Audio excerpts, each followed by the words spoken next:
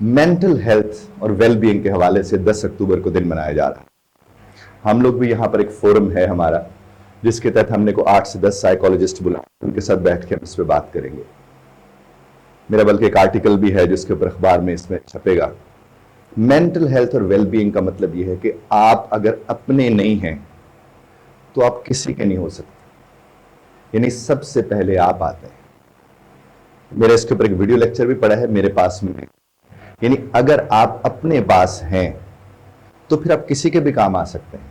और उसका तरीका क्या होता है कि अगर एक बहन सवेरे उठ के इसलिए बिस्तर नहीं लपेटती कि एक दफा मैंने लपेट लिया तो फिर जिंदगी भर मुझे बिस्तर लपेटना पड़ेगा, और दूसरी बहन इसलिए उठ के लपेट लेती है तो बाकियों ने तो नहीं लपेटना, चलो मैं ही लपेट लेती हूं, तो वो भी मेंटली हेल्दी नहीं है और दूसरे वाले भी मेंटली हेल्दी नहीं है। क्योंकि एक ने क्या किया, सबकी जिम्मेदारी लेने की कोशिश की, और दूसरी ने क्या किया, जिम्मेदारी से बचने की कोशिश की।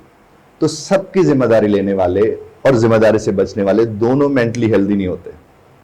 हम आप लोग जो दिल नहीं कर रहा होता करने को, वो कर रहे होते हैं मजबूर होके, सड़ के, कुड़ के, तो भी हम मेंटली हेल्दी नहीं होते। जिनको नो कहना नहीं आता, कब कहां कैसे कहना है, वो भी मेंटली हेल्दी नहीं होते।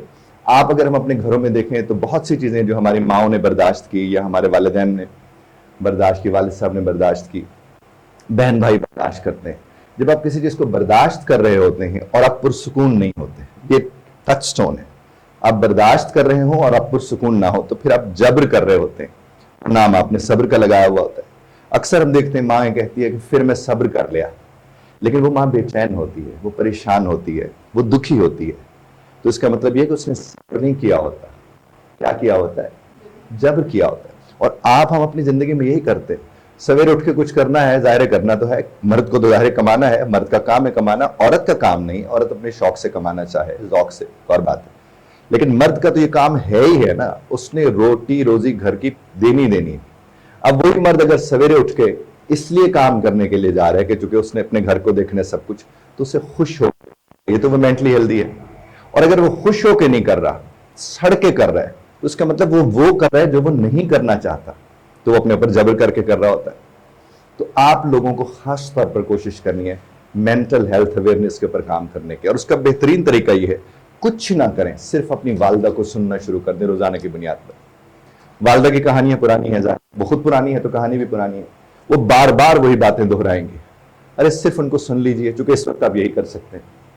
और जिस घड़ी आप उन्हें समझाने जाते हैं कि अम्मी जी आप इस तरह कर लेना, तो वो अगला जुमला बोलती हैं कि तुम्हारे बाप के साथ जिस तरह मैंने गुजारा किया वो मेरा तन बदन जानता है और कोई नहीं जानता है। और हर माँ का ये डायलॉग है जो माएँ कहती हैं, तो उनको सुन लीजिए। जितना आप उन्हें सुनेंगे इस वक्त, कम से कम और कुछ हो ना हो, चलो वो खाली होती रहेंगी, वो बार बार दिन में सारे दिन सोच सोच के परेशान नहीं होंगी। और मेंटल हेल्थ अवेयरनेस के हवाले से अगर आप इस चीज को नहीं समझते हैं ना, तो इसको सबसे ज्यादा समझने की जरूरत है। क्योंकि हम सबको मेंटल हेल्थ की जरूरत है। हमारी सबकी मेंटली हेल्दी होने की जरूरत है।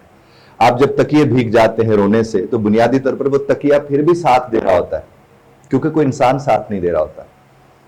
तो आप, हमारा काम क्या है कि हम लोगों से शेयर करना और लोगों के शेयर करने को सीखें, समझें।